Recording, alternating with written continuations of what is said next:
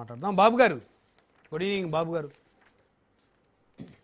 బ్రహ్మనాయుడు గారు, అలాగే ప్యానెల్లో ఉన్న మిత్రులందరికీ కూడా గుడ్ ఈవినింగ్. టాక్ న్యూస్ వీక్షిస్తున్న ప్రేక్షకులందరికీ కూడా గుడ్ ఈవినింగ్. చెప్పండి సార్. జగన్మోహన్ రెడ్డి గారికి వస్తున్నటువంటి ఆ ప్రజా స్పందన చూస్తున్నారా? వారు కాలు తీసి కాలు వేస్తే, అడుగు తీసి అడుగేస్తే వేలాది మంది ప్రజలు నీరాజన పలుకుతున్నారు ఆయనకి.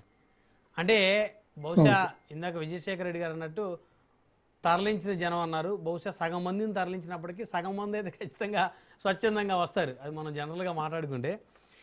సో వారి పార్టీ ఎమ్మెల్యేని అరెస్ట్ చేసిన అంశం మీద వారు కర్నూలు వచ్చి ప్రభుత్వం మీద తీవ్రమైనటువంటి విమర్శలు చేశారు. ఎలా చూస్తారు ఆ అంశాన్ని?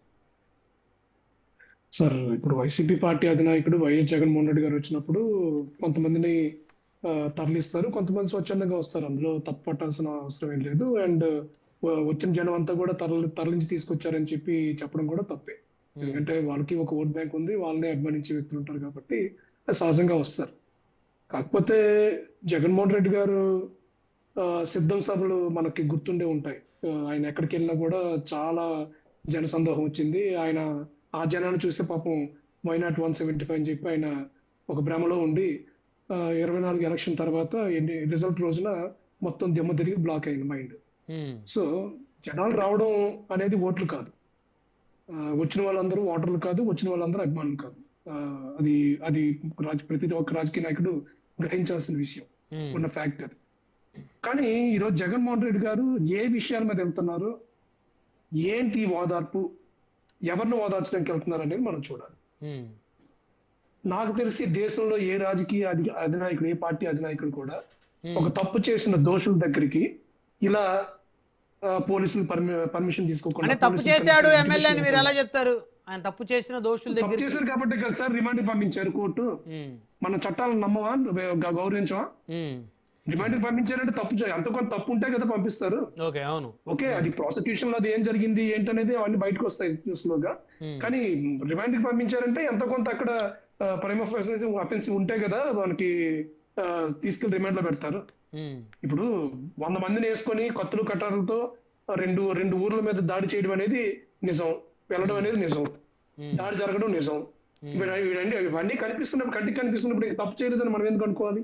తప్పు జరిగింది, కానీ ఎవరు ప్రొవోక్ చేసుకున్నారు, ఏం జరిగింది అనేది ప్రాసిక్యూషన్ లో తెలుస్తుంది. డే బై డే మనకు అప్డేట్స్ వస్తాయి కాబట్టి ఆ డెవలప్మెంట్స్ అన్ని కూడా మనకు అర్థం అవుతాయి.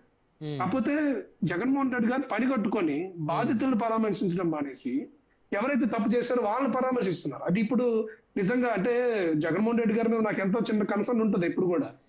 ఎంతైనా ప్రతిపక్ష నాయకుడు కదా, మనం ప్రభుత్వంలో ఉన్నాం కాబట్టి ఆయన ప్రశ్నిస్తే కదా మనం ఏదైనా తప్పులు చేస్తే సందేహం ఉంటుందని చెప్పి ఆశించే వ్యక్తుల్లో నేను ఒకరిని. కానీ ఆయన అలాంటివన్నీ వదిలేసి సీదిరప్పటి రాజు మాజీ మంత్రి కొడుకు బైక్ రైడ్ చేసి ర్యాష్ రైడింగ్ చేసి ఒకరిని చంపేస్తే సీదిరప్పటి రాజు నేను పరామర్శించడం, అక్కడ బాధితుని గాలికొని వేయడం.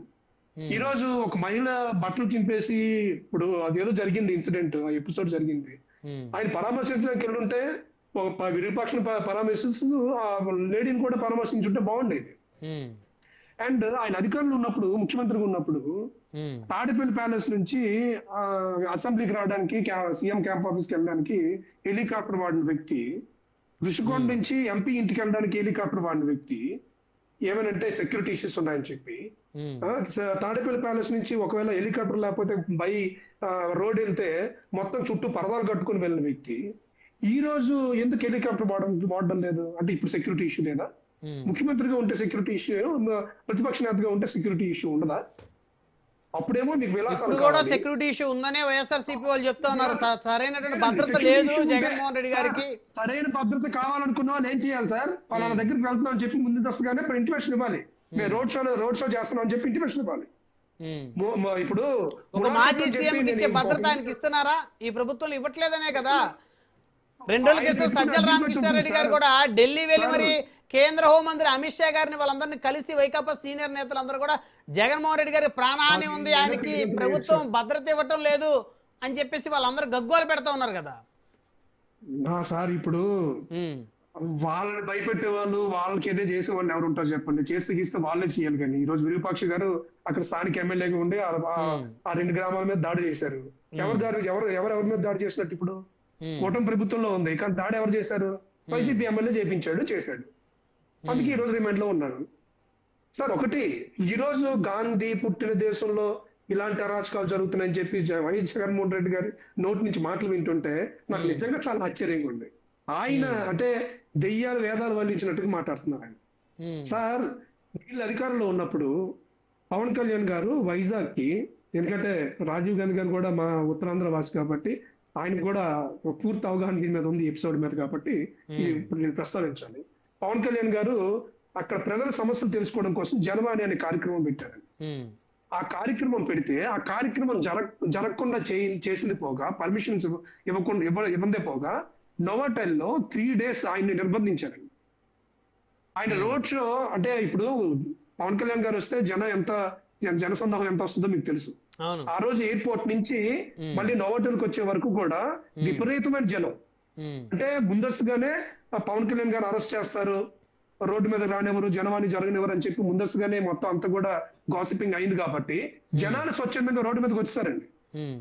మహిళలు ఎంత అంటే నైట్ 10:30, 11 అయింది అనుకుంటా ఆ రోజు. ఆ టైం వరకు కూడా జనాలు రోడ్డు మీదకి వచ్చేసారు. ఎక్కడికక్కడ మొత్తం బ్లాక్ అయిపోయి అక్కడ ఎయిర్పోర్ట్ లో 5:30కి దిగితే ఆయన నోవాటెల్ హోటల్ చేరడానికి 10:30, 11 అయిందండి. ఆ రోజు కనీసం పవన్ కళ్యాణ్ గారిని సన్ రూఫ్ ఎక్కనివ్వలేదు, అంటే బయటకు కనిపించడం లేదు. మీరు ఆ విజువల్స్ కూడా మీకు గుర్తుంటే ఒకసారి గుర్తు తెచ్చుకోండి.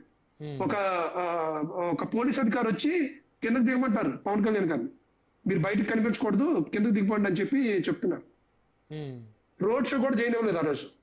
జనవాణి కార్యక్రమం ఎవరి కోసం చేసిందండి?